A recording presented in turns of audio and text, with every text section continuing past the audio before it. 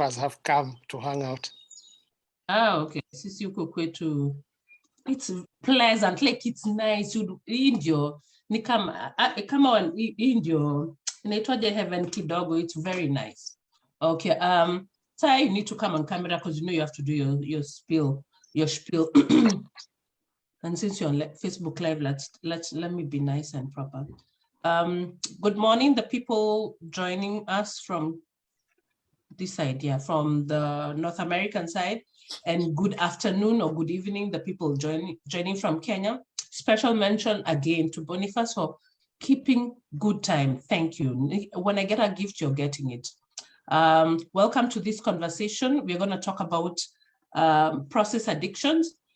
And as usual, Saya will start us off with his history, whatever that thing he does in the beginning, and then I'll start my question and answer, and then as a guest, as a panelists introduce themselves. So Saya, you can do like your 2-second introduction. Mimi ni moderator. Do your 2-second introduction and then start. Hi everyone, my name is Saya Jackson and honored to be here.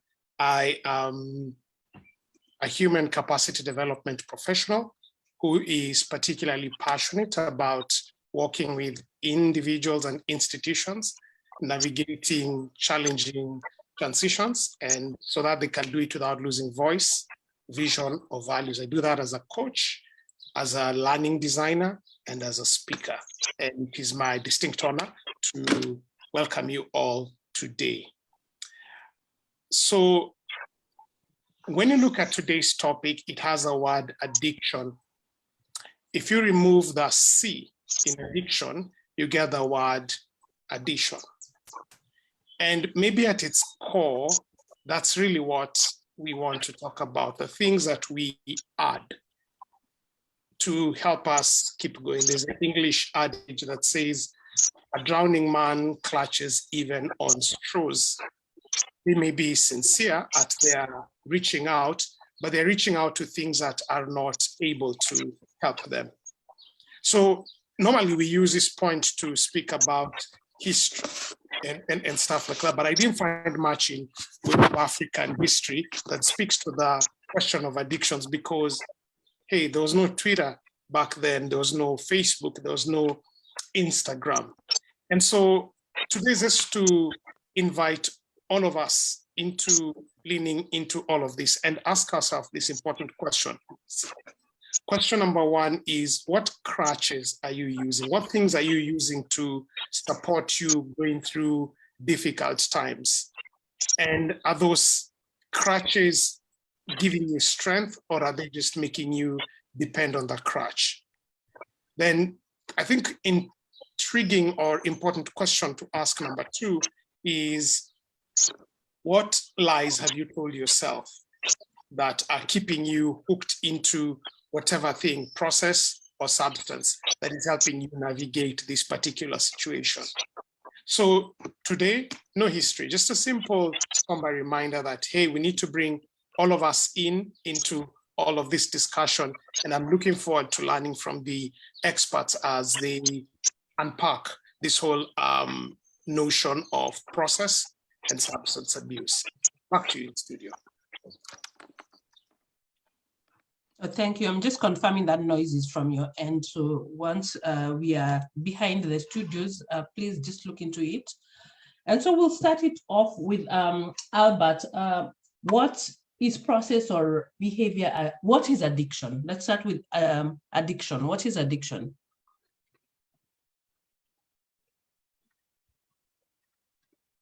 Hello, everybody. My name is Albert Migowa. I'm a trained counseling psychologist and an EQ trainer, emotional intelligence trainer, and I'm involved in aspects of mentorship. And to round it up, I define myself as a wellness creator. Now, addiction is a disease. Clearly, it's a disease where somebody engages in a particular behavior repetitively. And over time, this behavior, they can't seem to conduct the activities of daily living without indulging in it.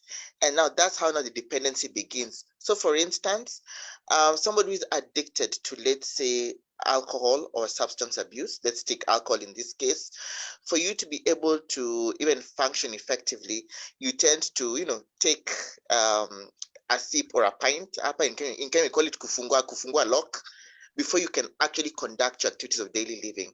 And what then happens, this behavior, it disrupts. It affects you as a person. It also affects the people around you. Besides that, one thing that addiction does, it triggers the dopamine, the hormone dopamine, which brings about pleasure. That's why you'll always want to engage in it, and hence that's how the addiction starts. So in summation, that is what addiction is.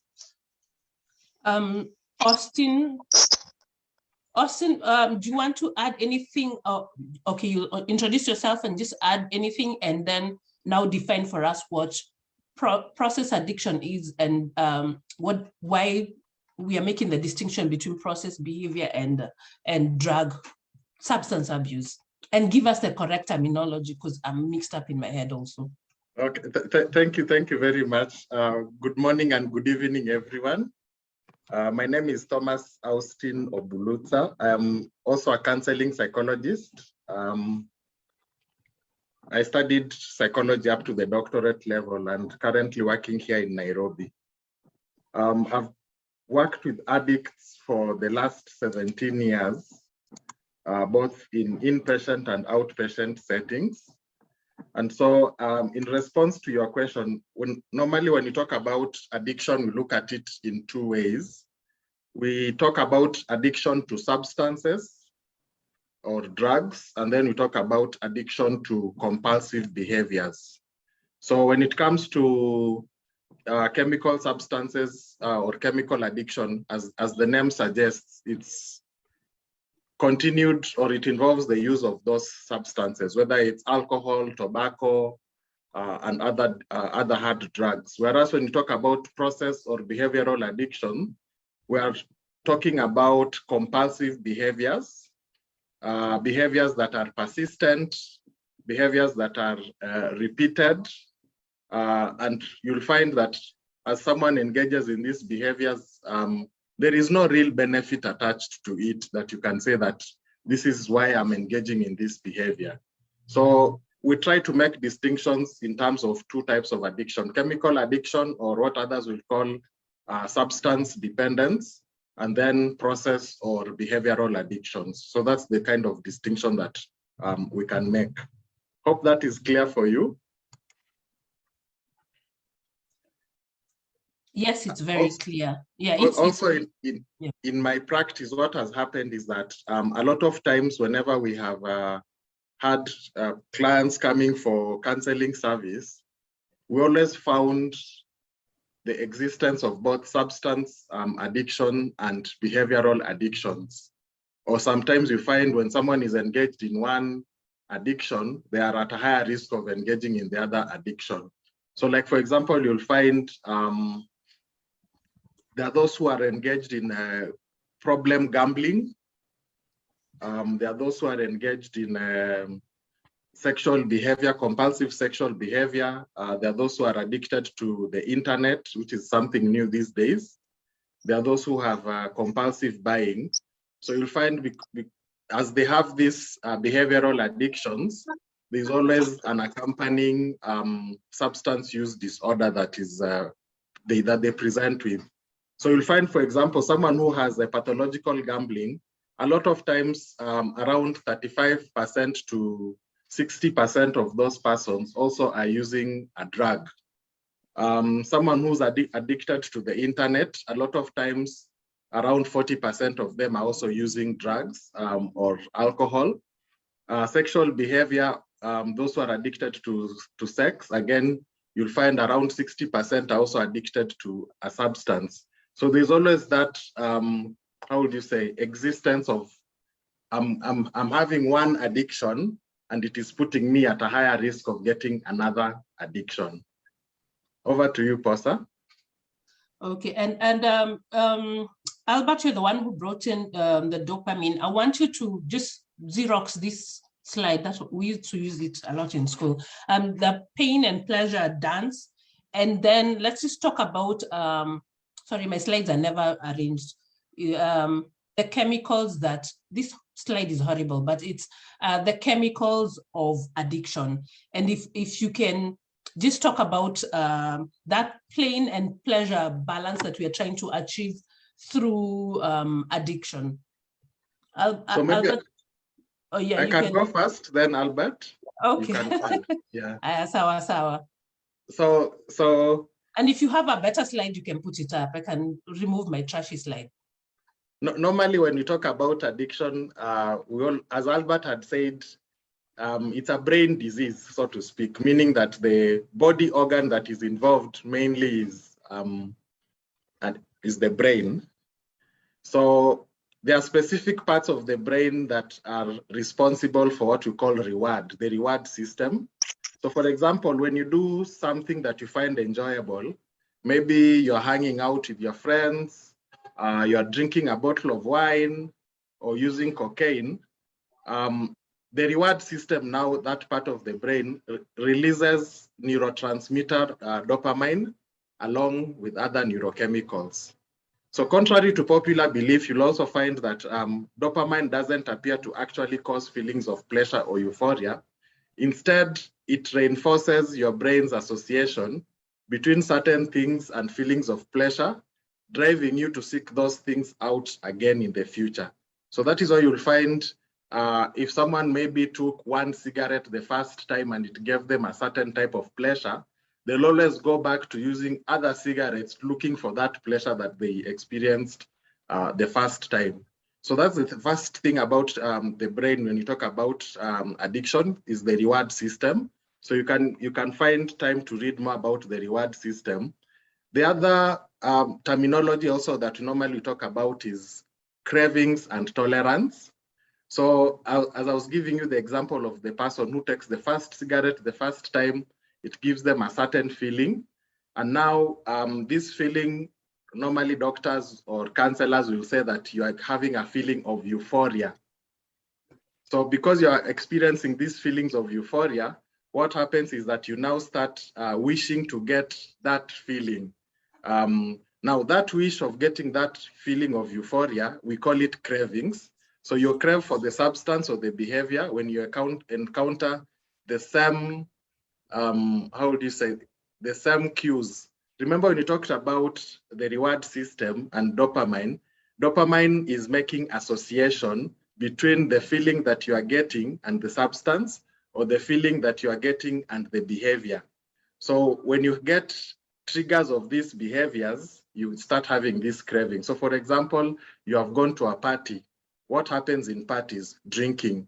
Then the association that your brain has created is that if I drink, then I'm going to feel in a certain way. So these cravings often serve as the first sign of addiction. So normally when I do a history with a client, I would ask them, when do you think you started losing powerlessness over your drinking or drugging? And the first thing that many people will start saying that I have gone to work and I'm craving for a drink, or I have passed a certain location that I associate with the drug use, I start craving for the drug. So as you continue using this substance, or as you continue engaging in this behavior, your body continues to produce large amounts of dopamine. Eventually, it recognizes that there is plenty of dopamine in your brain already and starts producing less in response to normal triggers. So because of that, then we now say you have developed tolerance. So in the world of talking about addiction, there are certain terminologies that you'll always hear clients talk about, you'll always hear counselors or doctors talk about. So the reward system, cravings, and tolerance. So those are some of the terminologies that we talk about. Then, of course, the other thing that happens is that we also talk about loss of control. I plan to drink 2 drinks and go home, and 3 a.m. I'm still planning to drink 2 drinks and go home, but I'm actually on my 11th drink. because now I'm having an inability to control the substance, or I'm having an inability to control the specific behavior.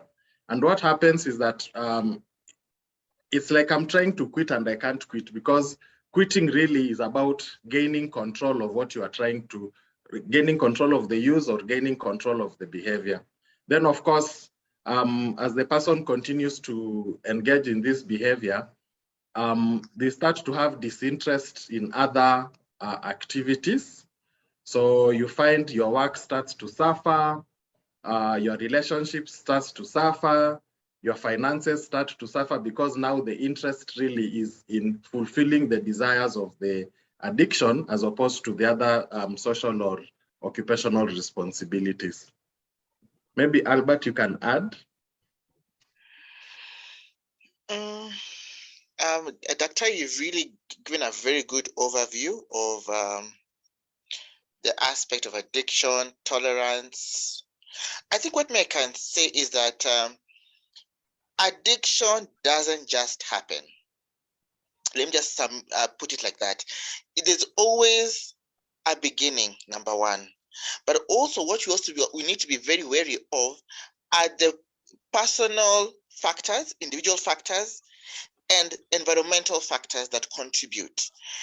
And here, I'd like to talk about things such as one's personality type, one's genetic, okay?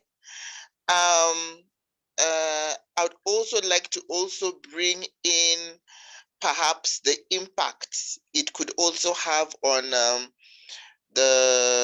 somebody, on an individual's brain. When you look at the various aspects of the brain, you know, things such as poor decision making, loss of memory, loss of short-term memory.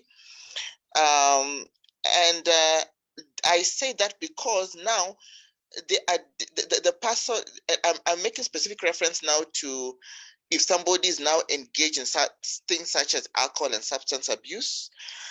Perhaps also there's an aspect of physical deterioration, okay, where one's body loses, they look emaciated, you know, in maybe that's of course if it's alcohol and substance abuse.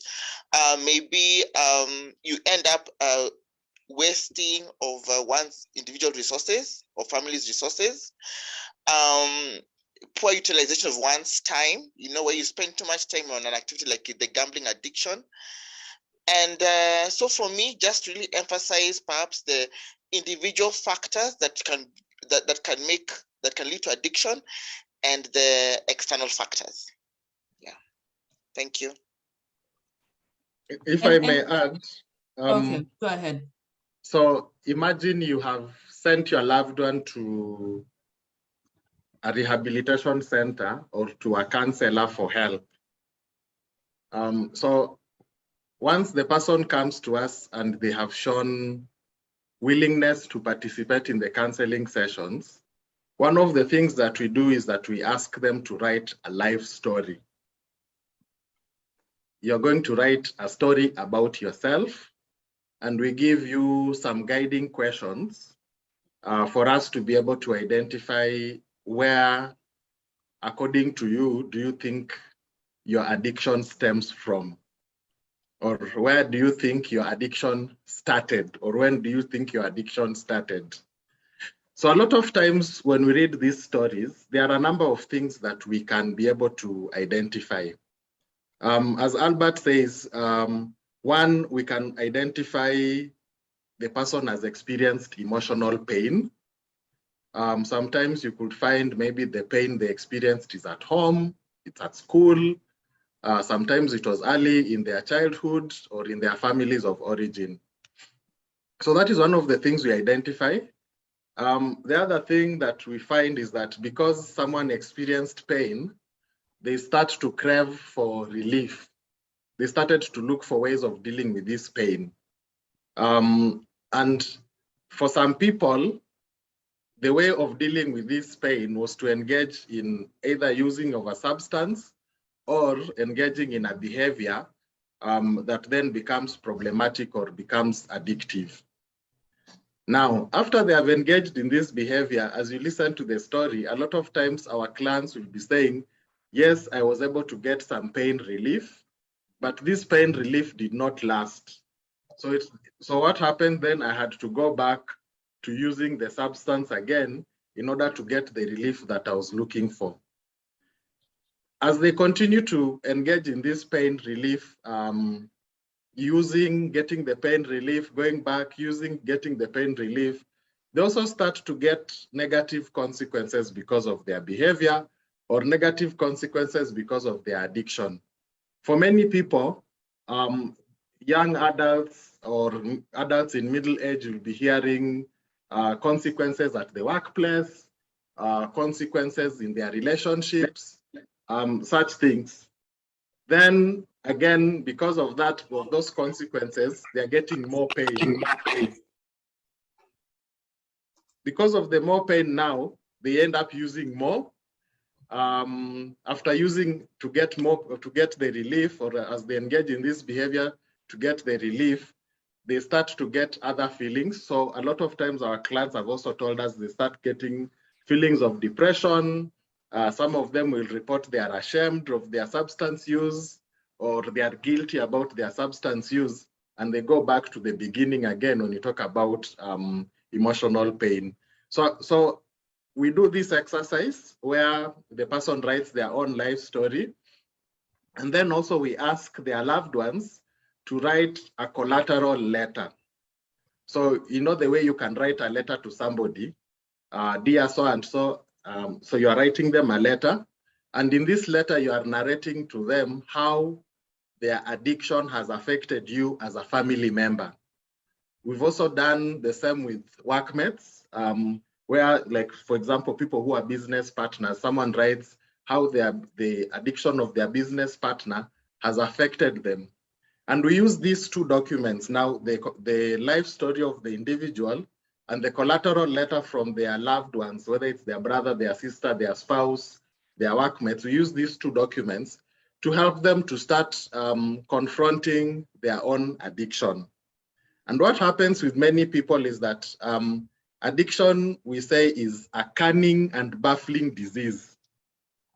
Why we say it is cunning and baffling is because it lies to you that you are in control. You start to get denial that things will be better, but always it's like the person now continues going back to their old ways. So we use these two documents to start confronting that cunning and baffling perception by this individual that I'm in control and that things have worked for me. Over to you, Posa.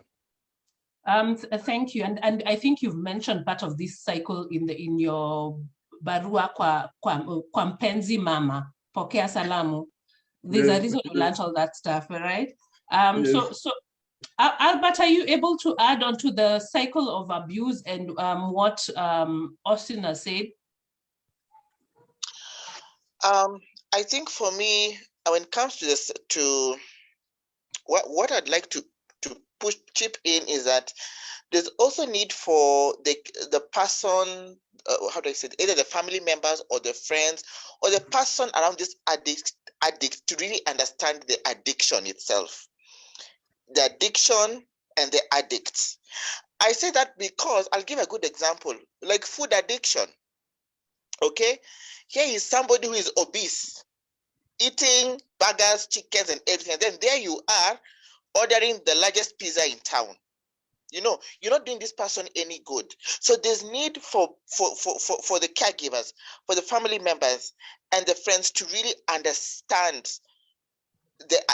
what addiction is, the addiction and the addict they have. Okay. Something else I'd like to also talk about is that addiction is a disease. And one thing about addicts, they're also very good liars. So there's also need for a constant help where possible.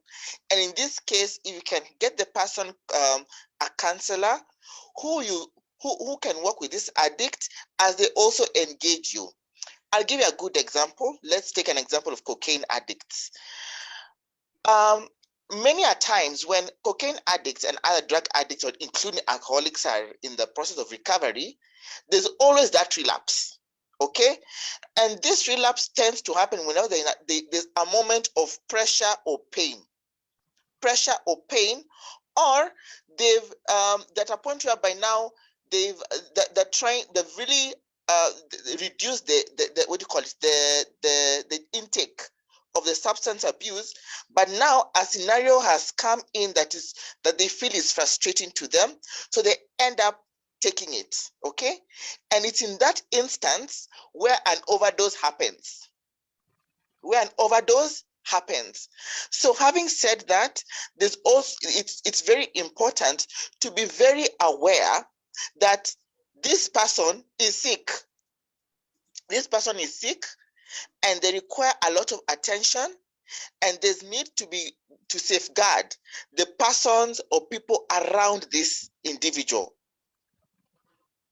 and to ensure that this person gets that requisite support. Yes, thank you. I think we fail to emphasize there's no cure for addiction. You're always in danger of relapse. It's like cancer.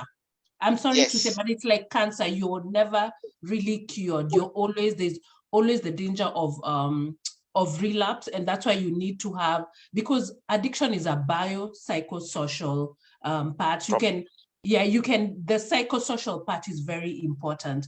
Saya is asking if we can make a distinction between fantasizing and obsessing. Austin, do you want to take that? Thank you. I'm trying to reflect on Albert. I'm trying to reflect on the difference between fantasy and obsession. Okay. And I'm looking at it from, for example, from the context of sexuality. Because a lot of times whenever we have clients who present with the sex addiction or addiction to cybersex or pornography, this is something that really comes out for a lot of them, issues of fantasy or issues of obsession. So like, for example, one of the clients used to say that as her husband was growing older, he started to have fantasies of a range of female body preferences, so to speak. And you'll find he has gone to drop his children to school, and he starts looking at the schoolgirls as they are passing. He's ogling at schoolgirls. Or sometimes he will go to the supermarket and he'll be staring at the chests of women in the supermarket as they are shopping. And so for these ladies, like, my husband is no longer interested in me.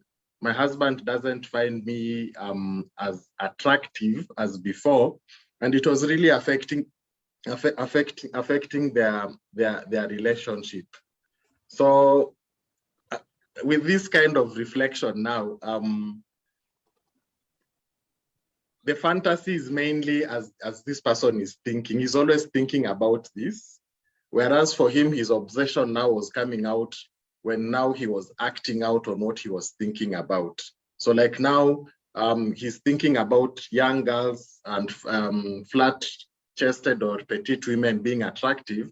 And now as he's going out in the supermarket or as he's dropping his children in school, he's staring at the things he's fantasizing about. So that's how I'm trying to make the distinction between fantasy and obsession. I don't know, Albert, if you can add. I think you really put it well, as especially in terms of layman's. I think for me, just like you said, the fantasy is more of the thinking.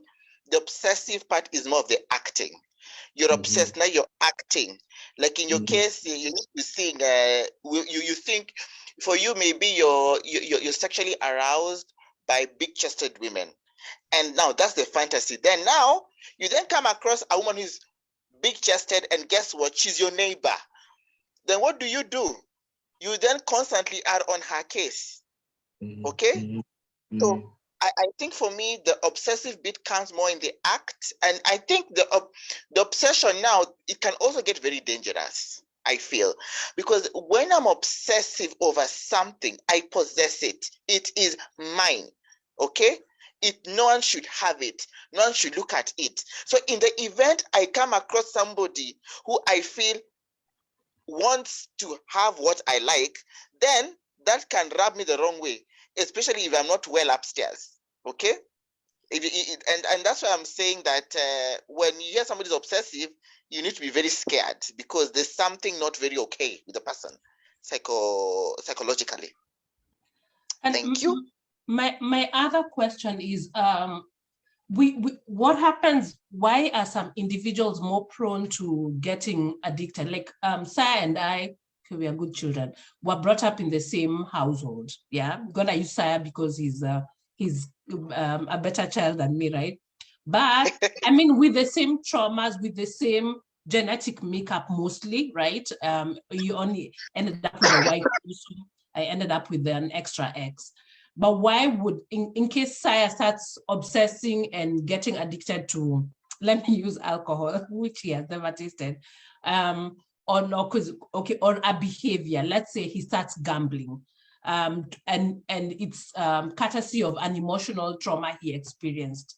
And we went to the same elementary school. So maybe when he went to Dago and I went to Kangware Secondary, maybe there was a different trauma. But what makes Saya get addicted to gambling and me over here, I'm an altar girl? That's an interesting question. So we cannot say we have a Pythagoras theorem for addiction, if I may use that. However, we normally talk about factors that contribute to an individual's addiction. And there are many factors that contribute to that. So as you had mentioned, there's the element of genetics. Yes, you could be having the same heritage, but maybe you haven't inherited the same predispositions, so to speak. So there's that element of genetics. Then there's also the element of mental illness. So a lot of times when you come to counseling centers or rehabilitation facilities, many of our clients also present with history of mental illness. Some could be depressed, others could be having bipolar disorder, others could be having psychosis or any other kind of mental illness. So there's always that element also that you find, for example, a lot of depressed clients were also using alcohol.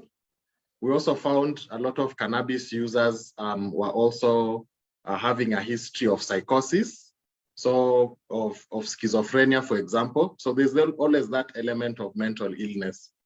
The third factor that contributes also, Albert has already mentioned, issues to do with the home and social environment.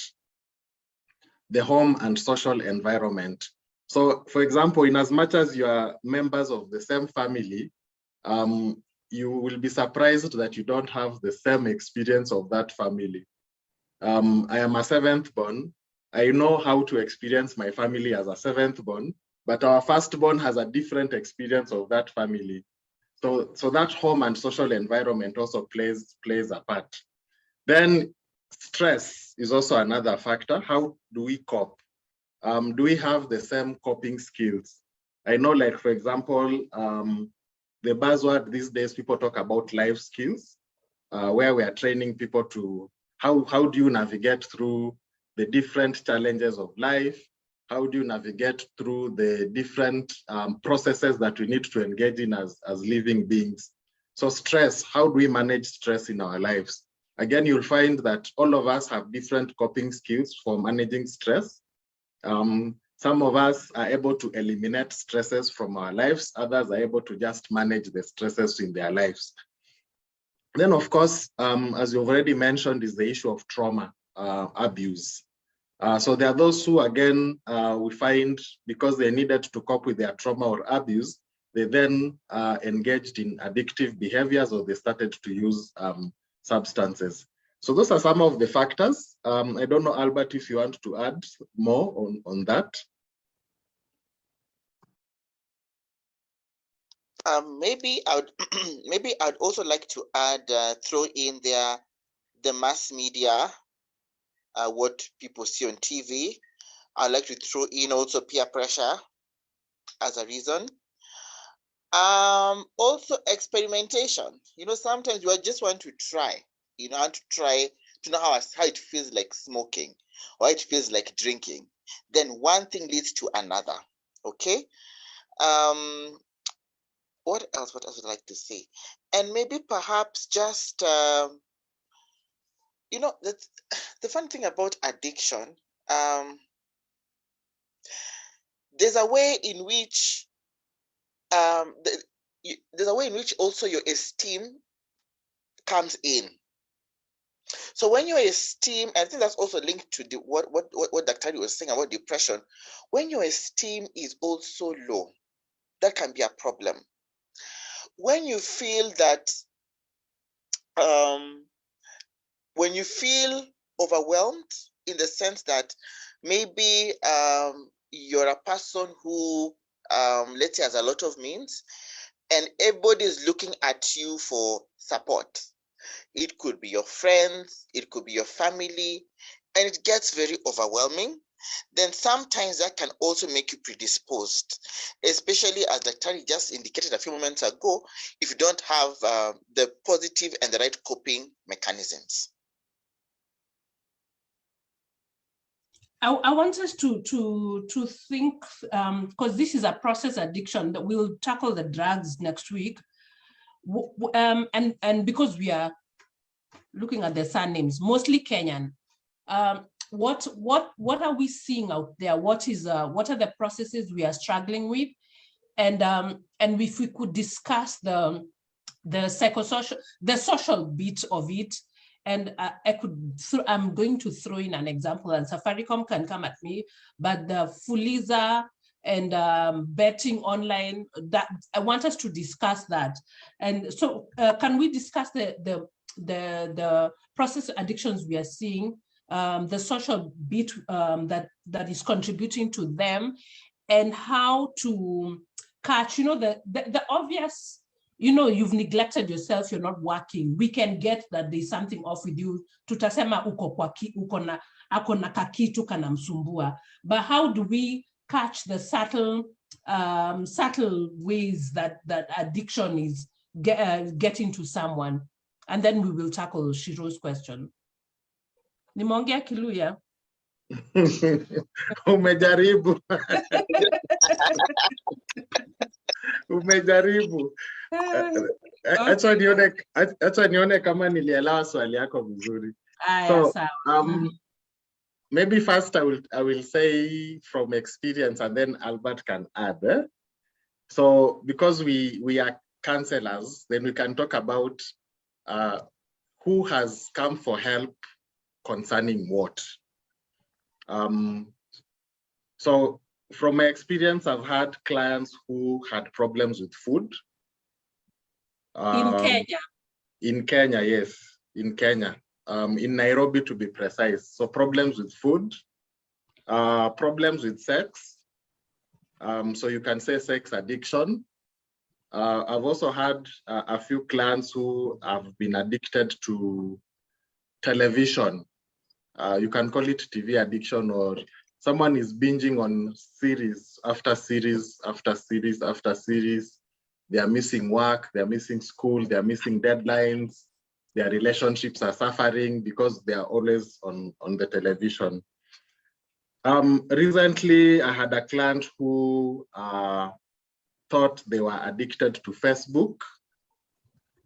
So I looked at it on the aspect of internet addiction, but this was really just Facebook, because their lives were suffering because of the use of Facebook. I've also had clients who had the addiction to gambling. A little of shopping, a little, but that was accompanied by other addictive behaviors. So for me, that was the kind of experience that I've had in terms of which process addictions do we seem to find amongst Kenyans. Now you've talked about the applications that people are using to get small loans. I don't know if we'll call it an addiction. However, it can be an addiction because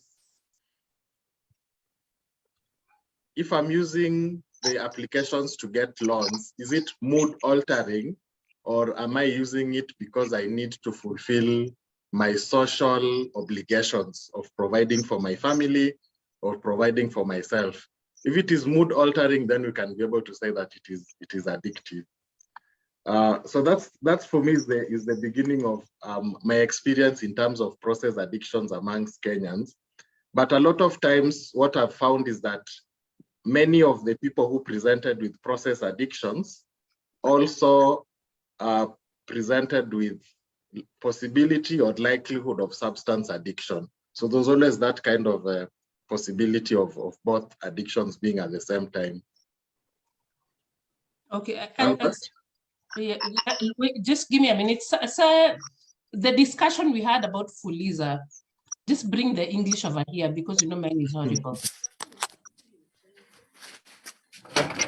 Which angle? You know, you and I have very many discussions. No, you know when I asked, by the way, I asked Rama is, I'm not saying, but I'm saying I had a conversation with Rama, and I had a conversation with Rama because I was asking him if people are fully designed to pay gambling, but he said no. I think 4 billion Kenyan shillings we spent on gambling is not Fuliza to gambling to directly. So Saya and I had a conversation. I don't know. You look frozen. No, no, I'm just perfectly still. Okay, so we were having this conversation. Is are people fully designed to gamble, or are they gambling and then they are fully designed to pay for their for other social obligations? So that's why I'm saying bring the English. Oh, okay, yeah. So it's the whole idea that people are using money intended for other needs, like your money for milk or your school fees or your fare or your, money for normal necessities is being channeled to gambling. And why that's easy is because in gambling, they're not asking you for 500 go. They're asking you for 20, 30, you can bet from as low as that, 200 and what have you.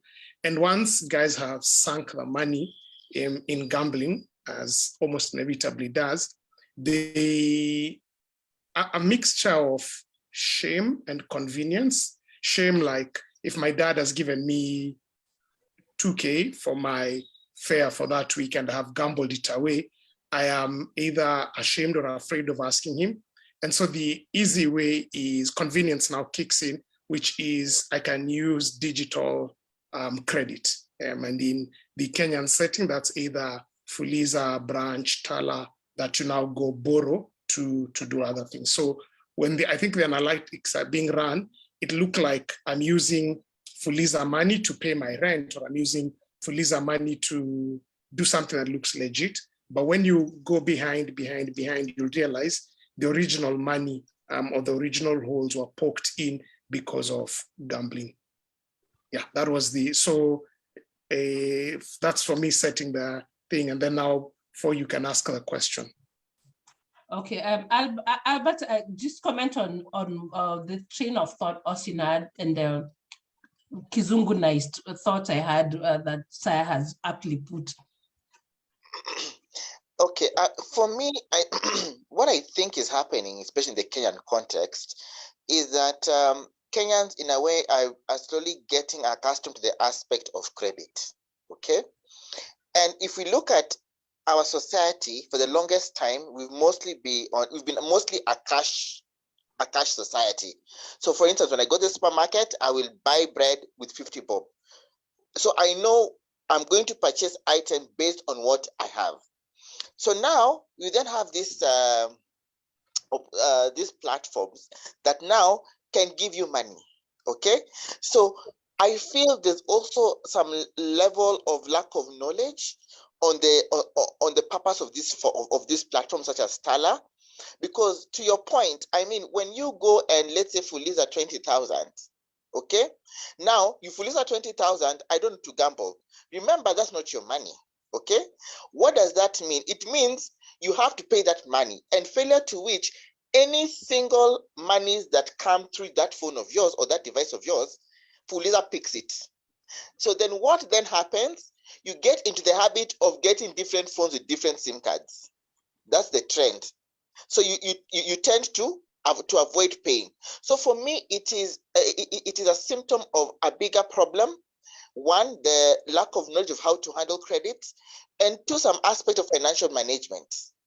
Because then again, remember, you take that money when you Fuliza or you take Mshwari or Tala, it is a loan. A loan must be taken and repaid back, and paid back with interest. So the question is, do people really understand the fact that it's a loan, or could the problem be that, and I think that is the case, that these are money that are easily accessible?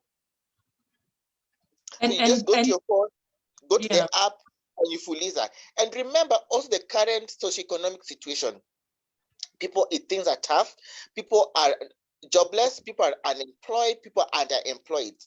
And people need to live, people need to pay their bills. So when such a platform exists, then it's very likely that people utilize it. Because I mean, before you go to a bank and get a loan, it's a whole different story, you know. So I think it's a combination of factors when it comes to that aspect of Fuliza. Now, when it comes to what you were saying earlier on about process addictions, on my end, I've mostly worked with people suffering from alcohol and substance abuse. And one of my biggest learnings when it comes to the social bit is the community. The community and those and key people in the community. What do I mean? I'm looking at the chief, I'm looking at the police, I'm looking at the community health volunteers, I'm looking at the church leaders, etc. I say that because when I take, for instance, a place where I've worked a lot in the Mkuru area, you find that a drug like Bang is known to be abused. Okay? And who knows it? Everybody. From who? The chief, the police, community leaders. So it means there's a way in which that economy is running. Unfortunately, I witnessed a scenario where a group of police would actually go and pick 1,000 every 1 p.m. Okay, from peddlers. So that tells you how the social context can also enhance or continue to add life to some of these addiction processes, because you then realize it is an economy.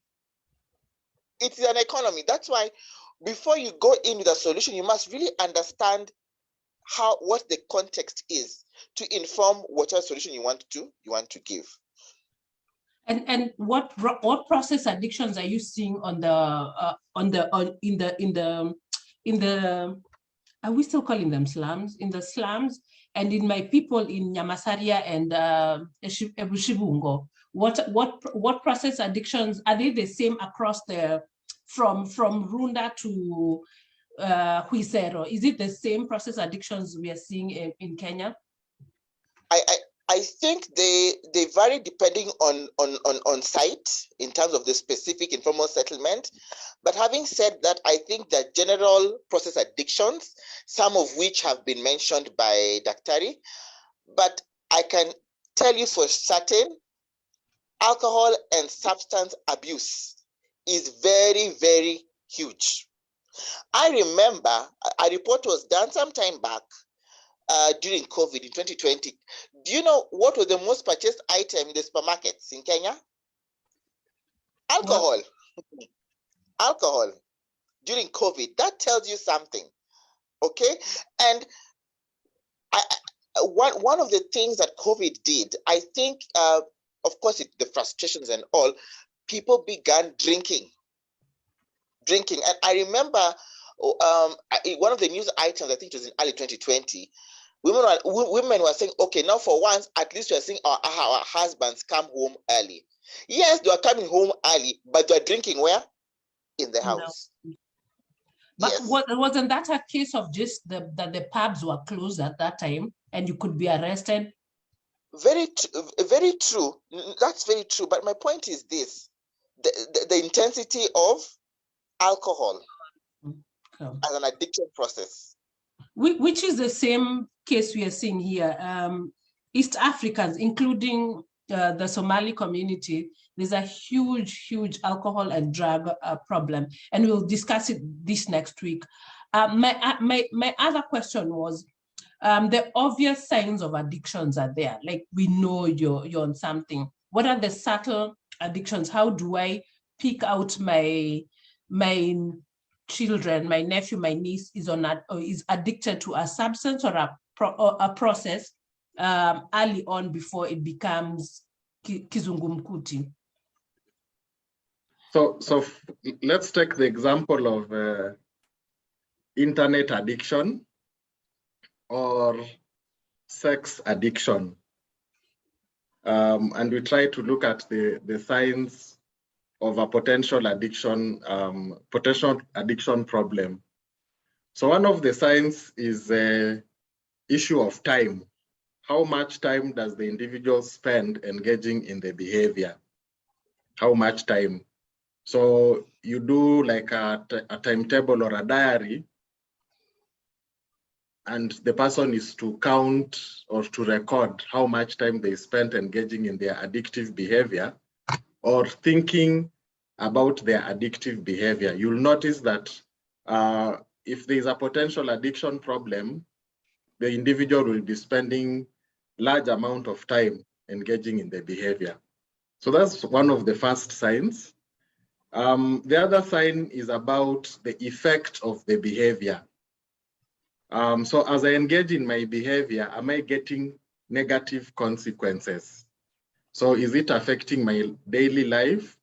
Is it affecting my responsibilities? And is it affecting my relationships? A lot of times, again, our clients will tell us that as I engage in this behavior, it negatively affects these aspects of life, daily life, responsibilities, and relationships.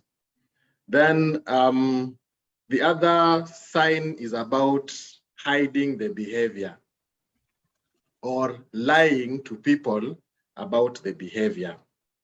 So again, you'll notice that parents or spouses, they will notice when their loved ones are lying to them. So it's already a telltale sign when somebody is already lying. They may be lying about the time they spent engaging in the behavior. They may be lying about the amount of money they have spent in engaging that behavior or substance. So hiding the behavior or lying to people about time spent on it. Then something else that I've also noticed is the aspect of I have a difficulty avoiding the behavior. So like, for example, the person who's addicted to sex, if they are not able to get sexual satisfaction from their partners, they will start getting multiple partners. And sometimes they might even get partners that are paid for, you know. So difficulty avoiding the behavior. Then the other sign that you talk about is the element of distress. I'm having stress because of this behavior, but I cannot stop engaging in this behavior even if it causes me stress. So it's like they are being compelled to continue with this behavior even when it causes them stress. So what happens then is that this will be like general signs. However, if you go to specific process addictions, there are those particular signs that you'll find depending on what the person is addicted to or what behavior they are engaging in. So for example, someone who's in problem gambling may not have necessarily the same signs maybe as someone who has a problem sexual behavior. But there are those general signs and then there are those specific signs. Upande wako, Albert. I think Daktari has touched on most. I think he's articulated them very, very well. But what I would say, I think for me, there's need to be an active observer in terms of behavior and an active listener. What is this person saying? So if you notice that the themes of the discussion has changed, I think you need to be a bit more alert. So for instance, somebody now starts, light conversation, talking about sex toys, the next time talking about, orgies, why this sudden interest? Why this? It has not been there before, and the problem about subtle signs, it is very easy to ignore. Easy to ignore in terms of what? In terms of the conversation, number one, and even in terms of the individual. Because I'm saying this because, take for instance, let's say I'm an addict myself, I'm a counselor. So when I start talking about orgies, I start talking about things like masturbation, normally no one will really think much of it, okay? Because after all, those are the cases that I encounter. But if those conversations always somehow tend to come in somehow, I should be alerted. The persons or people around me should be alert. So just take those cues, the verbal cues, mostly the non-verbals, how they behave, even how they behave in certain contexts, how they react, how they respond. So for me, active listening and active observation of behavior. And so that will touch on the parenting and the adolescent bit, the active listening and the observation, right? So how do we pick this? How do we active listen and active think when we've thrown our adolescents into boarding schools at class 4? Albert, you can start, because you're the active listening person. Thank you so much, Posa. I think that is it. When you're an active listener, it means you're present. You are present, which means after talking about something, you can go back, mull over the discussion, and actually repeat it. Okay, but in this sense, you're able to, through the verbal cues, the non-verbal, the verbal and non-verbal, you watch very keenly. And that's why, based on your point, teachers tend to know children more than their parents do. Reason is because of the non-verbal cues and verbal cues, the aspect of active listening and active observation. They are keen. There are these students, they know John. They know John wakes up at 4, but now John wakes up at 6. Why? But the challenge is because as a parent, you don't have that level of interaction with your child. When the teacher tells you that, okay, I'm noticing XYZ with Peter or John or Mary, is there something wrong? Sometimes parents get very defensive, and the teacher, or in this case, is not putting blame, but there's something they have seen that they know it has not been a normal behavior that this child has been exhibiting, or a normal trait that this child has been exhibiting. Okay, so for me, I feel that bit, just observing the cues, the nonverbal cues, and in this case now, the scenario you've given, Posa, about taking children to boarding school, I mean, there's really need for now parents to really engage with the teachers, find out how they're doing, how the child are doing, how the children are doing in the visitation. How is your child when they came for midterm last semester and when they went back? You know, is there something different? You know, when, for example, like right now, there's been this issue of banning of schools. How has that affected your child? You know, have you found out? Were they involved? If those rumors were there, you know? So I think for me, just to your point, there's need for parents to be more engaged in as far as their child's conduct is concerned, away from the academic. Because I feel in Kenya, it's really more focused on the academic, and you forget that this is a person who will go out in society. And there's no need to also focus on the behavior. And for me, even manners, simple manners, like how are you, good morning. You cannot have a well-behaved child if their mannerisms are off. Yes. And that's why for me, there's need for parents to parent, and not be friends, but parent. But having said that, a bit of compassion for the parents as well, because they do what they know. They do what they know. The unfortunate thing is they are raising kids in 2022, where things are very different. And in order to be up to speed with the happenings, there's need to up your game in as far as your interaction with the child is concerned, in as far as being engaged in their schoolwork is concerned, and generally in their social well-being as a child. Yeah.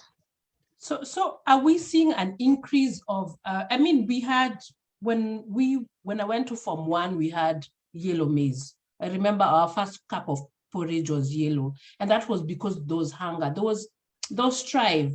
But I didn't feel like, I know our neighbor Edward, may God rest in peace, was an alcoholic when I think about it now, but there are not so many people addicted to stuff, or is it that we just didn't know what's making us have like an explosion of all these addictions in the world generally now? I know the internet has a big role. We can skip that. Are there other things that are making all these things just come out? I think for me, yes, Posa. You cannot ignore the socioeconomic issues that people are facing globally. In our case, the heightened cost of living, number one. You cannot ignore the psychological and emotional trauma that has emanated from the socioeconomic, from issues around the socioeconomic state of the country. Like now that people are not employed, now talking about issues around stress and depression, we cannot ignore that. And also for me, what I think is also very pertinent is also just the fact that globally the geopolitics is changing. It is changing, and unfortunately, people do not understand or do not realize that things are changing. So, for what do I mean? When, like right now, Ukraine, the tiff between Ukraine and Russia, there's a ripple effect in as far as that is concerned. You know, issue around oil, issue around gas. Then what happens? The prices of gas goes up. And when the price of gas goes up, then there's now increase in commodity. And now that's how inflation goes up. Okay? And when inflation goes up, what then happens? Frustrations, stress, depression.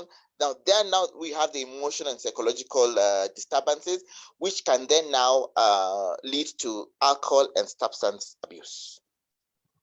Asking the same question, and then now we need to give people hope, how to overcome, to bulletproof, yes. and then overcome addictions. And maybe we will touch Shiru's question there. Okay, go ahead. So for me, normally what I ask family members is to say, what difference do they notice in their loved one? So you can have a difference in the last 3 months, or a difference in the last 1 year, or a difference in the last 5 years. So the lay person may not know the meaning of that difference, but they will notice that my son, my daughter, my brother, my spouse, there is a change in their behavior, or there is a change in their thinking and feeling pattern, for them to know that, okay, Now, when they talk to me as their counselor, I'm able to say, okay, maybe this difference, this is what it could mean. So helping them to interpret the meaning of the differences that they notice as they interact with their loved ones. So that's what I will just add on the question. Now, there is a question on the chat box about whether you can force someone into treatment or force someone to get help. Yes. There is a series we used to watch on TV. Sometimes it comes, our DSTV sometimes fluctuates on what they provide to us. But the series is called Intervention. I don't know if anyone has come across this series, Intervention. I would encourage you to watch. I know the people in America have access Is it on to Netflix? that. Netflix, Hulu, HBO. Lazima tuulize. Hatuna DSTV. Ni HBO. I think HBO or Amazon. Okay. Yeah, but it's called Intervention. So it has many seasons. It's HBO. So what happens is that the series basically talks about, initially it was just about Hollywood celebrities who are facing addiction problems. And then you have loved ones, friends, or relatives who now want to help this individual to get into a helping system, whether it's go to a counselor, whether it's go to a psychiatrist, or whether it's to get into a rehabilitation center. So the reason why I'm talking about this series is because the professionals you will see on that series are what we call interventionists. So in Kenya now, we also have a group of addiction counselors who have specialized in providing interventions to families. So if I'm coming to do an intervention to your loved one, first we will have a meeting before the intervention where we are going to plan and understand, why do you want your loved one to get help? And sometimes, is it the family that needs help, or is it your loved one that needs help? So we were able to understand, to have a discussion about that. We'll be able to identify that, yes, the person is engaging in addictive behavior, or the person is using substances that is really interfering with their social or economic functioning. So once we have done this, we then plan for the intervention meeting, and then the individual family members will now explain to their loved one, first, what does their loved one's addiction do to them? So maybe a spouse will tell their spouse, or a child will tell their parent what their parent's addiction does to them. And then the second part is they will now say that they hope their loved one is going to seek help in order to deal with those problems. Now, for some people, the intervention has been a first step in getting them help. For others, it has never been a first step. Now, there are those categories of clients, for example, someone was involved in a road traffic accident after their drinking spree. We now take advantage of this situation to also do an intervention, so that now they realize that the consequence, the damage I'm experiencing now, if alcohol was not in the picture, I would not be having this road traffic accident. Imagine I'd just taken tea and I was sitting in my house at that time, I would not have had that road traffic accident. So we do this so that they can be able to see the association between the damages or the consequences they are experiencing and the addictive or substance that they are using. Now, the other question that sometimes people ask, okay, do all clients who come for help, have they given consent to participate in the help? We have a document from the American, how would you call it? National Institute on Drug Abuse, NIDA. So this document, we call it the Principles of Effective Treatment. And one of those principles actually says, treatment does not need to be voluntary for it to be effective. Treatment does not need to be voluntary for it to be effective. We have had people who have been sanctioned by their family members to go for treatment. We have had people who have been enticed by their family members to go for treatment. So like adolescents, for example, a parent might promise their adolescent child a certain gift if they participated in treatment. You know, you are enticing them to participate in treatment. I'll get you a PS5 or something like that, and you go to get into treatment. Then employers have also sanctioned employees to get into treatment. If you don't go for treatment, we are firing you. So they've been sanctioned by the employer. But also, most recently, what has happened is that our criminal justice system has also now started sanctioning individuals to get into treatment. So a magistrate, a judge will put a court order for an individual to participate in treatment. I've had instances where I have been asked to make a presentation in court about the treatment progress of an individual who had been sanctioned to participate in treatment by the court.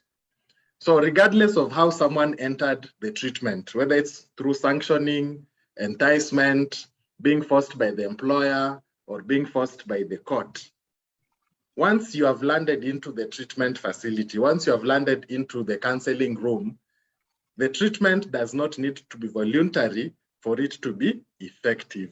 We have to use the same ethical and scientific principles to provide you with the adequate intervention. So meaning I will do an assessment, we will then make a treatment plan or a counseling plan. We start working on some of the goals that you have set for yourself in regard to you are getting sober or getting to a system where you can manage your behaviors. So that's what I would say, that it doesn't need to be voluntary, but it can be effective regardless of how you came in. So for me, why I say this is because it also reassures family members that they have not done the wrong thing by quote unquote, either sanctioning their family member to get into treatment or enticing their family member to get into treatment.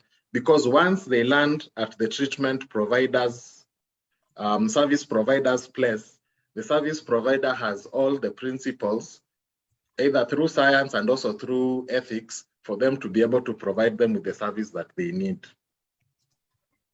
I don't know if that helps answer you, Anjiru. Shiro, are you there? Let me see if she, yeah. Yes, Shiro? I'm here. No, I'm here. I was on mute. Can you guys hear me? Yes. Yes.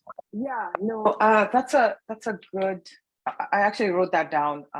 It doesn't need to be voluntary for it to be effective. Yes. And this individual that I'm talking about has gotten DUIs. I don't know if you know DUIs, driving while under intoxication. They've gotten their car taken away. They've gotten to the point where they put that breathalyzer where every 5 miles you have to blow into it to show that your breath doesn't have any alcohol in it, so that the car can continue running. But I feel like they've always found ways to go around it. And now it's getting to the point where the spouse is thinking of leaving because they've tried everything for 10 years. And this person is very, I don't know if it's the ego or I'm still a provider. Why does it matter? Why can't I just have one drink? And it's never even one drink. It's never one drink. And this is the individual, even if you go to somebody's house, the first thing they go look for in the fridge is if they have some alcohol. This person cannot survive without alcohol. They have to have 2 shots of whether it's, I don't know, tequila or whatever it is, just to feel whatever it is, the feeling that they need to feel when they wake up to be able to function. And they are functioning, they are working. And I think now, because we're working from home, there's that added, what do you call it? Permission. I'm at home anyway. I'm not driving. I'm not going anywhere. So I'll just continue drinking. And then alcohol is available anywhere. You can go to the grocery store. You can go to the gas station. They'll have something, So for them, it's almost another what do you call it? It's almost like a entitled, but it's legal, phrase. So it's, I hear everything you guys are talking about. That's actually one of the reasons why I joined. I don't know if you guys have a specific or, extreme cases like that and what you would recommend, but I think it's getting to the point where their spouse is cannot deal with it anymore. And in talking to various support groups of alcoholism, they all say they hit rock bottom when they were on their own and where they couldn't blame it on anyone or they didn't have an enabler, because I feel now they have an enabler where if certain things are not picked up in the house or the kids are not picked up from school, the wife is the one to be the default to go get the kids, or the wife is the default to pick up the slack where this person may have let it go or, didn't care enough, maybe because they were drunk or whatever. So, there's been counseling, there's been, I feel like they've tried everything. Cases where you guys have experienced where they feel the family and the friends have tried everything, like what is the next step? Thank you for that. Yeah, sorry, go ahead. Thank you for that question. I'm not sure about, are you in Kenya or outside of Kenya at the moment? I'm outside of Kenya, but I'm talking about Kenyans. Okay. The reason why I'm asking that is because we can also look at what resources are available near that individual. So one of the resources that we talk about, and before I talk about the resources, when we started the session today, what's his name again? Saya asked a question. What lies are you telling yourself? What lies are you telling yourself? So normally when we interact with the family members, in the professional context, we talk about the lies as justifications. What justifications do we tell ourselves that makes it okay for our loved one to engage in their addictive behavior? A lot of times what happens is that now the addict and their family members get into a cycle of control. Why do I say that? Is because you'll find alcoholism and drug addiction, or generally addiction, not only affects the addict, but also it affects the family members and the society, the other society members at large. So they're already affected by that. You get caught up in a web because you are adapting to the addict's behavior. And in the process of adapting to the addict's behavior, you also then start, quote unquote, becoming addicted to the addict. So I will give you an example. I had a brother who was an alcoholic. Eventually he died.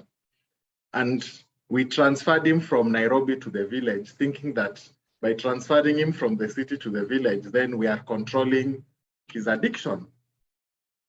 So in the village, he was there with the elderly grandparents. And then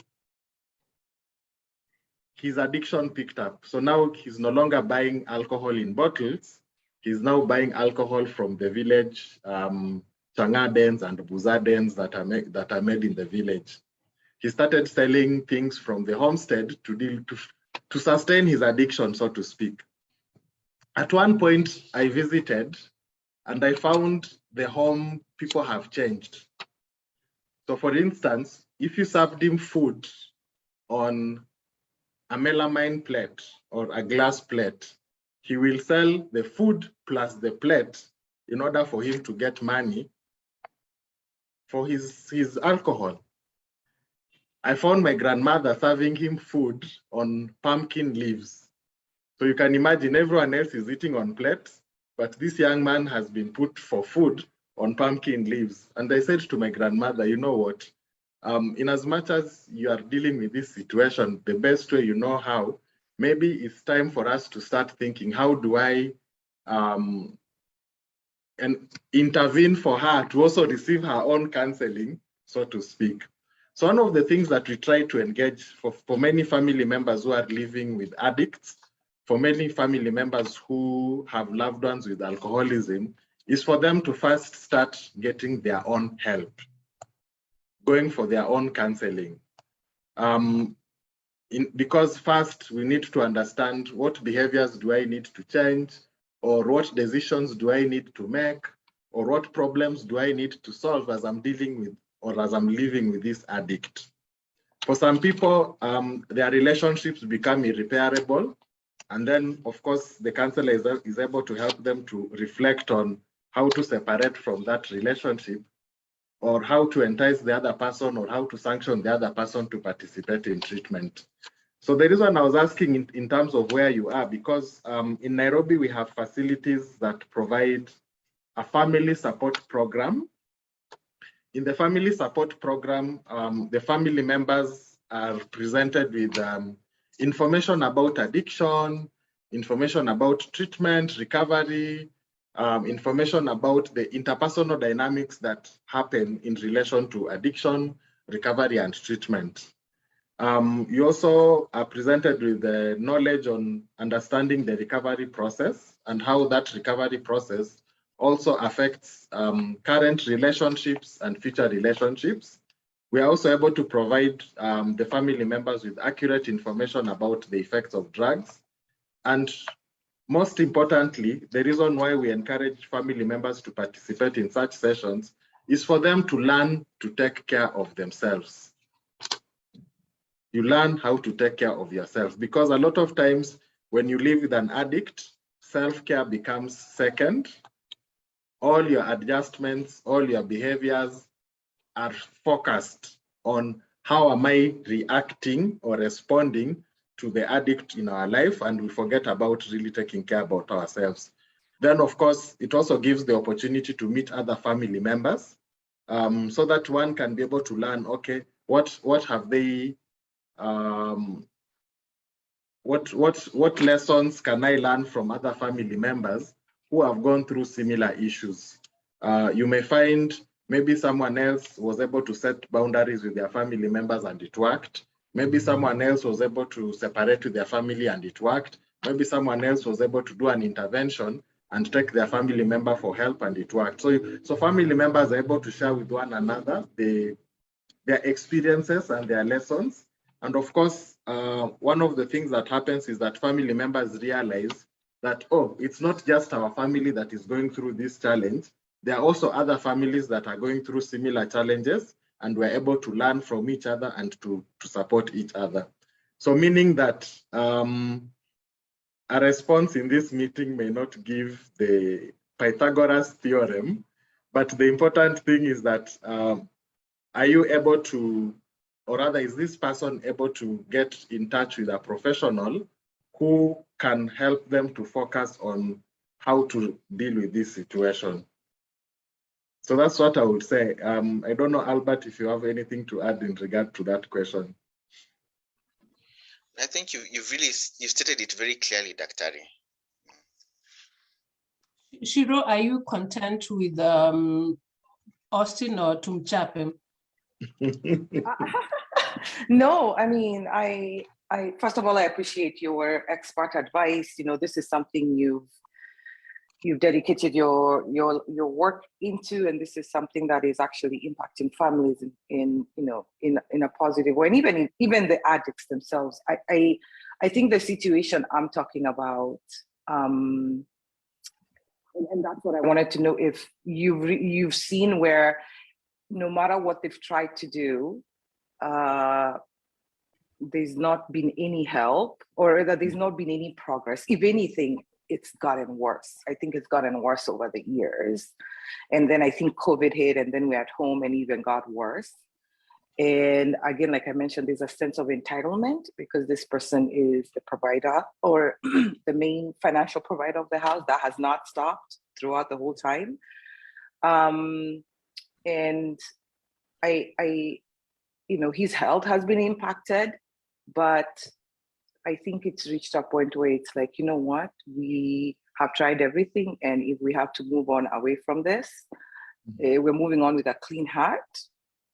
It's not that we're tunamwachilia too, it's just, like you said, the people around them also have to self-care. They also have to find ways to take care of themselves, because sometimes it's to their detriment if they're only focused, like you said, and they're on reacting and their responses to this addict, and we're going to control this and control it becomes so overwhelming for them. So I wanted to know if there's, as much as yes, there's all these resources and people have tried this, have they all been 100% successful? Have there been cases where it's just like, I know you mentioned your brother ended up passing away. Was it from that? And unfortunately, I think that's where this case I'm talking about is at. So thank you for that. So one of the things that we look at, there are a number of themes or topics that we discuss with family members in relation to living with a loved one who has an addiction problem. So of course, we talked about addiction being a disease. So that is one of the things that we talk about, so that the family members can understand that first we are dealing with a disease. We are dealing with a disease that is chronic. We are dealing with a disease that is progressive. We're also dealing with a disease that can be terminal if it is not intervened. Then also we talk about boundaries in the relationships. So of course there are those sessions where we do exercises on how do you set boundaries with a loved one who is an addict and also a breadwinner. Such different kinds of scenarios. We also talk about communication. A lot of times communicating with an addict can be challenging. How do you communicate when someone is intoxicated? How do you communicate with someone who's having withdrawals and such things? So we talk about communication. We also talk about detachment and letting go, because we know sometimes relationships don't last. So if we have reached a situation whereby part of my self-care will involve me detaching from this relationship, how do I go about that psychologically, emotionally, or even practically? We also talk about self-care, stress management, but most importantly these days, we also talk about spirituality. You realize that a lot of times also for many family members, when they are living with an addict, their spirituality also suffers. So we also have some sessions where we talk about the role of spirituality as you're living with an addict, the role of spirituality if the person gets into treatment. We have what you call 12-step programs. I think for those of you in America, I know you've seen this or heard about them. 12-step programs like AA or Narcotic Anonymous. So there is also a 12-step program for family members. We call it Al-Anon. Depending on which city the person is, they should be able to find a meeting or meetings of Al-Anon. So this is really for family members who have loved ones with addiction problems, and they use 12 steps spiritual principles to help themselves give each other support and to learn from each other. So for me, I would encourage, even if you don't go to a therapist, even if you don't go to a psychiatrist or a marriage counselor, but at least that person can be able to go to Al-Anon to listen to other people's stories and to see, as I'm listening to these stories, what am I learning for myself and what am I able to implement for myself from the experiences of other people. And someone has asked if there's a food anonymous. So, and my question is, I know we can't talk about treatment per se. If either of you can just do like a brief overview of what to do, and because treatment is context specific. And the second thing, because we've talked about spirituality, because we we rely a lot on the church. What can we do to equip our churches, our HR, Grace, I have you at Tara Solutions, our HR officers and schools to be able to bulletproof or handle addiction, because it's not, they've not been trained, but many people rely on these institutions to deal with addiction. So like cliff notes on treatment, we do da da da da da da da. You don't have to go to specifics. And how do we equip our churches, HR officers, and schools? Schools. Yes. I can start with the second question first. Okay. So in Kenya we have a number of agencies that are now implementing programs for these audiences that you've mentioned. So we have NACADA. I don't know if you've heard of NACADA. But you can, yes. So we have, you can check on their website. So part of NACADA's mandate is really about prevention and also treatment and rehabilitation. So as the national body, it then works with the county governments and also faith-based or community-based organizations to implement programs. One of the things I like to urge citizens of Kenya is that because health is a devolved function, we need to be holding our county governments to account. For instance, if you look at the Alcohol Drinks Control Act, or you look at the Tobacco Control Act, anyone who is involved in selling of alcohol or tobacco pays for a certain license. Now, part of that license fee is supposed to be allocated for treatment and rehabilitation within that county. It's supposed to be allocated for public education within that county. So it's not revenue for the county per se, because that is not what the law anticipated. However, many of our counties have consolidated all of these licenses into one revenue basket, which then affects the mandate that they are supposed to have. I know of a few counties that have separated this and they are really trying to implement programs at the grassroots level. So like Murang'a County, for instance, or Mombasa County, they are trying to use the revenue they are receiving from these special licenses to implement public education programs within the county and also addiction treatment within the county. The other thing about it is that we also have guidelines now from the same organization, NACADA, but different stakeholders are involved.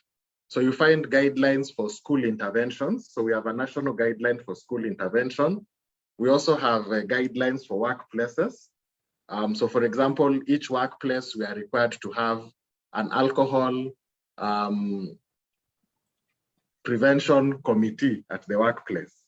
And then the alcohol prevention committee at the workplace is supposed to organize for health education at the workplace, prevention information, distribution of IEC material at the workplace, because there are then guidelines of that. Employers are also supposed to have an alcohol drinks control policy at the workplace, or a drug policy at the workplace, so that employees know that this is the obligation that the employer has given. But at the same time also, what accommodation can the employer do in case an employee has an addiction problem? Because the message you are giving out there is addiction is a disease. It is a progressive brain disease. And so at the workplace, how do we deal with other diseases? If other diseases are given treatment, if other diseases were receiving medical insurance from our employers, what about addiction? So that's something that we try to do on that part. Now, when it comes to the issue of treatment, as I'd already mentioned, a lot of times, the first step is for the individual to tell their story. That's how I like to look at it. How you first need to tell your story to the professional who is interacting with you. It could be a psychologist, it could be a counselor, it could be a psychiatrist, it could be an addiction specialist. The individual and the family member have to tell their story. So that is the first step of the treatment. So in technical terms, you will hear words like psychological assessment, you will hear words like neuropsychological assessment, behavioral assessment, or biopsychosocial assessment. But basically what that means is that you went to the professional, you told your story, they interpreted your story according to the field they are specialized in. Now, once this interpretation has been made, the next step now is to be able to identify what are the issues that we are dealing with, or what are the problems that we are trying to tackle. So you'll find there are those who will now say we have made a problem list. There are those who will say we have made a treatment plan. So once that treatment plan has been made, we then have different interventions according to the need. For example, there are those who have mental illness together with addiction. We then refer them for the appropriate treatment for their mental illness, whether it's antidepressants, antipsychotics, whatever medications they will need.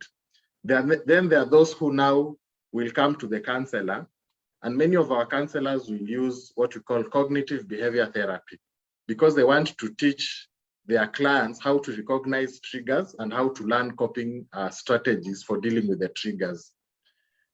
Then we also make referrals for group counseling. So a lot of times in many of the facilities that provide counseling for addiction, they do a lot of groups. So if you go to a rehab, a lot of rehabs in Nairobi, this is really the mainstay of the treatment. Because group therapy gives the clients a lot opportunities for them to learn from each other, for them to develop a support network during their addiction treatment. Then the other involvement of treatment is what I was calling the 12-step programs. The 12-step programs, mainly Alcoholic Anonymous or Narcotic Anonymous, have been very successful. In fact, their success rate is above 90% for the people who have been there. And the reason why it is successful is because it really targets your motivation from a spiritual level. There's a lot of emphasis on a relationship with a higher power. There's a lot of emphasis on interaction with others and developing a support system. So you'll find there are those who say, if I cannot help you stay sober, it means I cannot continue staying sober. So there's always that element of support. You will go to a meeting, and after the meeting, someone volunteers to be your sponsor. The sponsor really is like a mentor. They're to help you in this journey of recovery. And so there's that kind of brotherhood in terms of helping each other. Now, when they have meetings, there are two types of meetings. There are meetings that are open and there are meetings that are closed.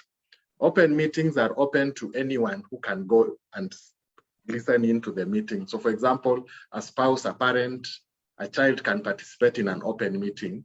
And then they have closed meetings that are really specific for those who identify themselves as addicts. So these are some of the treatment resources that are available in Kenya. I think when you compare to other African countries, Kenyans have been very versatile in learning about addiction and implementing treatment facilities or opening counseling centers, rehabilitation centers to provide these services, to the extent that the private sector now is more elaborate compared to the public sector, to the extent that now maybe a lot of our county governments don't think this is really their responsibility, because you find, for example, Nairobi, Kajiado, and Machakos, these three counties have more than 120 rehabs owned by the private sector, whereas maybe 3 or 4 that are owned by the public sector. So those are just some of the resources that are available to us. Maybe Albert, you want to add? Yes. I don't think I've ever had it said that. Why weren't you teaching us in med school? My goodness. Yes, I went to the University of Nairobi, Wambie, Ite, Austin, our fundishe, this topic. Okay, Albert, you had better do. Usiniangushe, my new best friend. You know we don't angusha. We just add spice. Okay. So for me, I think I'd really focus more on the positive coping mechanisms, okay? So seek to identify that.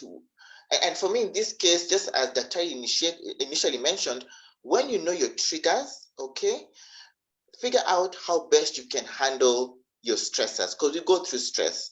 So I'll really advocate for us to identify how best to handle your stress. And here I'm talking about not just for the addict, but even the support system. There's really need for self-care. But what I want to emphasize is also the aspect of resilience, okay? Because remember, at the end of the day, as unfortunate as the incident is, we need to live. We have a life to live. So I'm going to focus on the following. 1, emotional resilience. Number 2, psychological resilience. Where psychological, you address your thoughts. How are you feeling at any one given time? Emotional resilience. Can you understand your emotions at any one point in time and how you're feeling? Identify, okay? For the feelings, validate people's feelings, okay? Listen compassionately. Thirdly, social resilience. Connect with people, okay? Have a support group. Have people whom you can talk to, okay? Another thing, spiritual resilience. We need to fuel ourselves, okay? Because when you are handling an addict, it drains you a lot. And one way of handling that is spiritual nourishment. Another thing I like to talk about also is the aspect of also financial resilience. And here, there's need to figure out how best can you handle the finances. Can you somehow seek some conservatorship? You know, is there a way you can navigate that and protect your finances? Okay? And something else I also want to emphasize is the aspect of communication. Remember, at the end of the day, as how you communicate either to the victim or amongst yourself is dependent on what you say and what you don't say. So I'm going to emphasize the aspect of strategic communication. And why strategic communication? Because remember, you are dealing with something specific. You have a specific audience and you've got a specific need and you are seeking a specific solution. Okay? And as I wind down, I'd also emphasize the need. And for me here, even various ways of even getting the conversation out there, okay? Either through either IEC materials, either the Facebook live sessions that we are doing like right now, but what can we do in our own capacity to get this information out there? Okay, even away from the mass media, but utilize the existing platforms that we have to really get that information out there. I think for me, that's what I would add. Thank you. Maliza leo. Okay. Saya, you can wind up. Imagine we've been at it for 2 hours. When I tell people we do these things for 2 hours, they look at me with bad eyes. It's almost 2 hours. If you have, I just want us to end with what do you know for sure in terms of process addictions. And if you have a question for any of the panelists, you never have questions for me, so don't ask. So what do you know for sure in terms of addiction? And if you have any questions, Sir, we'll start with you because you have been very silent. Even if you're not a panelist, you're supposed to be helping me over here. No, silence is indication of learning. You don't interrupt necessarily. They say you don't talk with food in your mouth. So these guys were putting nice food in my mouth, so I was chewing it silently. No, mine is to extend appreciation about this. Thank you for making sure it's not fluff, but there's real substance to it. And thank you for ensuring that we end on an honest note, but an honest a hopeful yet honest note. So that for me is important. That and one thing I've learned today is there's no telling who can slide into addiction. It's a cycle. But again, the same way there's no telling who can get into addiction, then there's hope. There are tools, there's support. And I hear awareness as a first thing, then acceptance to be the second thing, and then access to the right people and the right places of help. And I think if we do and leverage on that, all should be well. So once again, thanks for everyone being here. Thanks for our true panelists for sharing immense gems of wisdom. That's all I have to say. Austin Ukona, what do you know for sure? And if you have any questions for the others, not me. Austin, umenda kukula. This is eating time. Okay, yes. I think for me, what I would say is that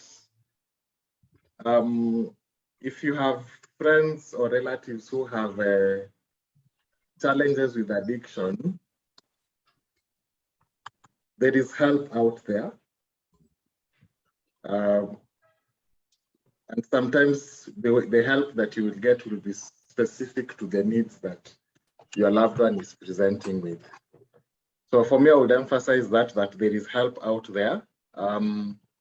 It could be psychological support, it could be psychological treatment, it could be a family support program, but there is help out there. It's just to get information and see how can I use this information to help my loved one.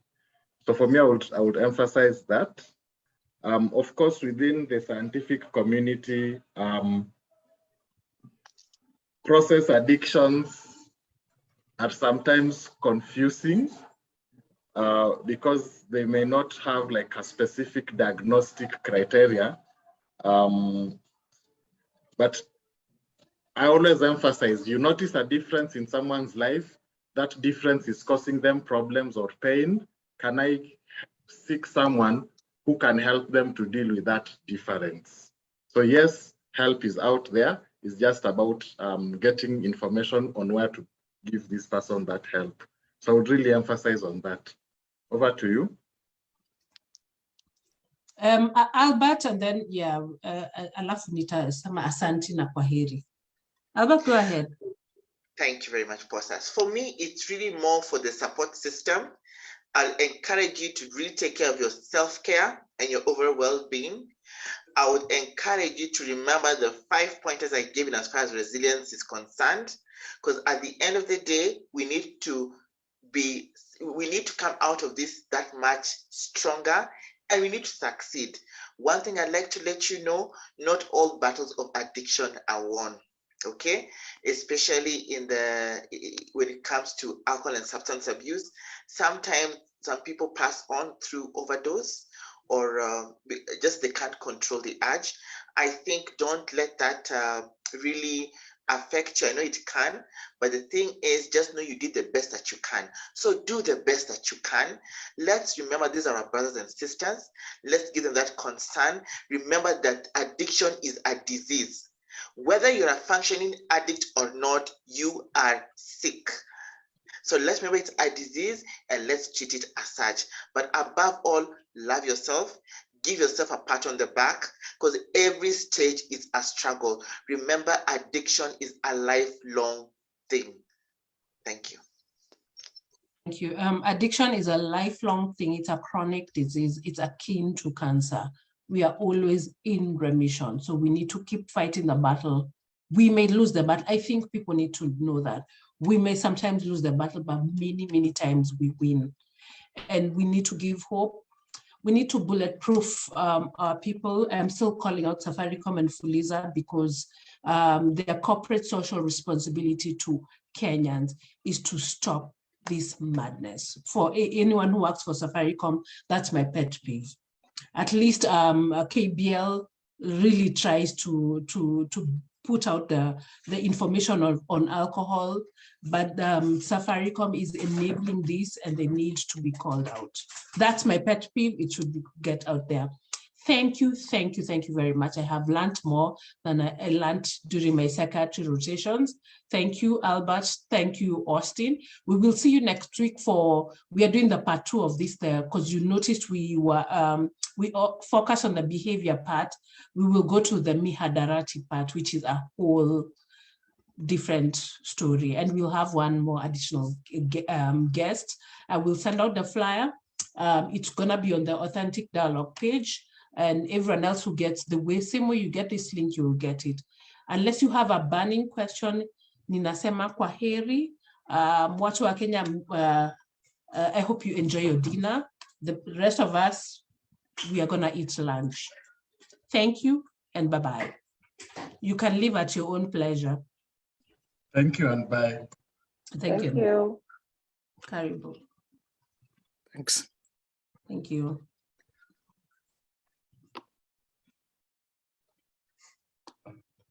Posa. Yes. You're still recording. Oh, sorry. Let me stop it.